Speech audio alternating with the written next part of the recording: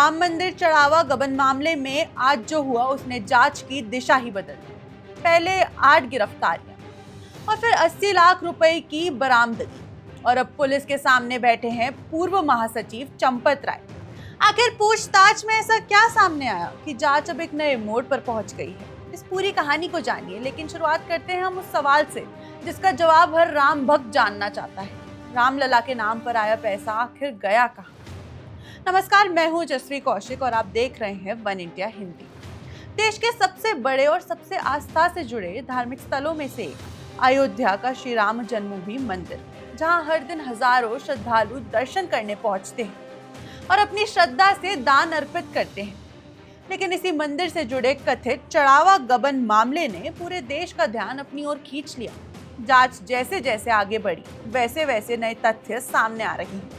Police लगातार छापेमारी कर रही है, बयान दर्ज कर रही है और आर्थिक लेन देन की परतें खोल रही है। सबसे बड़ी बात, अब इस मामले में पूर्व महासचिव चंपत राय से भी पूछताछ हो चुकी है। सबसे पहले समझते हैं कि ये पूरा मामला है क्या। कुछ समय पहले राम मंदिर में दान की गिनती और प्रबंध से जुड़े कर्मचारियों पर आरोप लगा कि श्रद्धालुओं द्वारा चढ़ाए गए नकद दान का एक हिस्सा कथित तौर पर व्यवस्थित तरीके से गायब किया जा रहा था। प्रारंभिक जांच के बाद पुलिस ने कार्रवाई शुरू की और एक एक करके 8 लोगों को गिरफ्तार किया गया। इन आरोपियों में कैश काउंटिंग और दान प्रबंध से जुड़े कर्मचारी शामिल बताए जा रहे हैं। जांच एजेंसी का कहना है कि ये सिर्फ एक दिन या फिर एक बार की घटना नहीं थी, बल्कि ये जानने की कोशिश की जा रही है कि क्या कथित गबन लंबे समय से चल रहा था। अब तक की जांच में पुलिस करीब 80 लाख रुपए बरामद कर चुकी है, लेकिन जांच एजेंसी का मानना है कि सिर्फ नकदी की बरामदगी ही पूरी कहानी नहीं है। रविवार को पुलिस ने सभी 8 आरोपियों के घरों पर एक साथ छापेमारी की। इसी दौरान कई प्रॉपर्टी के दस्तावेज, बैंक रिकॉर्ड और अन्य महत्वपूर्ण कागज पुलिस के हाथ लगे। सूत्रों के अनुसार कुछ परिवारों द्वारा खरीदी गई ज्वेलरी भी जांच का केंद्र बनी हुई है। पुलिस ये पता लगाने की कोशिश कर रही है कि कहीं कथित गबन का पैसा संपत्ति और आभूषण खरीदने में तो इस्तेमाल नहीं हुआ। हालांकि इन सभी पहलुओं की जांच अभी जारी है और अंतिम निष्कर्ष सामने आना बाकी है। जांच आगे बढ़ी तो पुलिस ने पूर्व महासचिव चंपत राय का भी बयान दर्ज किया।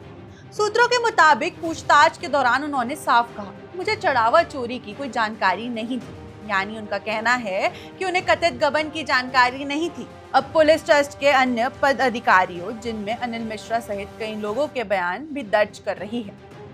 जांच एजेंसियां ये समझना चाहती है कि मंदिर में दान की पूरी प्रक्रिया कैसे संचालित होती थी, निगरानी की जिम्मेदारी किसकी थी और अगर कथित गड़बड़ी हुई तो सिस्टम में चूक कहां हुई। ध्यान रहे कि अभी तक किसी भी ट्रस्ट पदाधिकारी के खिलाफ अदालत ने कोई दोष सिद्ध नहीं किया है। जांच जारी है। ये मामला अब सिर्फ 8 आरोपियों तक सीमित नहीं है। एसआईटी अब तक करीब 150 लोगों से पूछताछ कर चुकी है। इनमें मंदिर कर्मचारी, सुरक्षा से जुड़े लोग, बेकिंग प्रक्रिया से जुड़े अधिकारी, कैश काउंटिंग स्टाफ और अन्य संबंधित लोग शामिल हैं। एसआईटी हर दावे और हर आरोप की अलग अलग पुष्टि कर रही है। राजनीतिक दलों द्वारा लगाए गए आरोपों की भी जांच जारी है। यानी एजेंसी किसी भी संभावना को फिलहाल नजरअंदाज नहीं कर रही है। सभी गिरफ्तार आरोपी फिलहाल न्यायिक हिरासत में हैं। पुलिस अदालत से उनकी रिमांड मांग सकती है ताकि उनसे आमने सामने पूछताछ की जा सके और कथित गबन के पूरे नेटवर्क का पता लगाया जा सके। इसी बीच आर्थिक लेन देन, बैंक खातों, संपत्ति के दस्तावेज और डिजिटल रिकॉर्ड की भी जांच की जा रही है। जांच एजेंसियों का फोकस अब इस बात पर है कि कथित गबन की वास्तविक रकम कितनी हो सकती है और इनमें किन किन लोगों की भूमिका रही है। इस पूरे मामले पर राजनीतिक बयानबाजी भी तेज हो रही है। विपक्ष सरकार और ट्रस्ट पर सवाल उठा रहा है। वहीं ट्रस्ट और विश्व हिंदू परिषद की ओर से कहा गया कि दोषी चाहे कोई भी हो, कानून अपना काम करेगा और जांच पूरी तरह से होगी। यही कारण है कि एसआईटी हर बयान, हर दस्तावेज और हर आर्थिक रिकॉर्ड को अलग अलग जांच कर रही है। राम मंदिर सिर्फ एक इमारत नहीं, बल्कि करोड़ों लोगों की आस्था का केंद्र है। यही वजह है कि इस मामले की हर जानकारी बेहद संवेदनशील भी है और महत्वपूर्ण भी। फिलहाल सच यही है कि 8 आरोपी गिरफ्तार हैं, करीब 80 लाख रुपए बरामद किए जा चुके हैं, करीब 150 लोगों से पूछताछ हो चुकी है। पूर्व महासचिव चंपत राय का बयान दर्ज किया जा चुका है। ट्रस्ट के अन्य पदाधिकारियों से भी पूछताछ जारी है। लेकिन सबसे बड़ा सवाल अभी भी वही है, क्या ये सिर्फ कुछ कर्मचारियों तक सीमित मामला था या जांच आगे बढ़ने के साथ कई और बड़े नाम सामने आएंगे? इस सवाल का जवाब फिलहाल सिर्फ जांच के पूरे होने के बाद ही मिलेगा।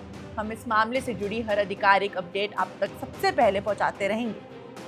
अगर आपको ये रिपोर्ट जानकारी पूर्ण लगी तो इस वीडियो को लाइक करें, चैनल को सब्सक्राइब करें और कमेंट करके बताएं कि आपकी क्या राय है। क्या राम मंदिर जैसे बड़े धार्मिक संस्थानों में दान प्रबंध के लिए और अधिक पारदर्शी डिजिटल सिस्टम होना चाहिए?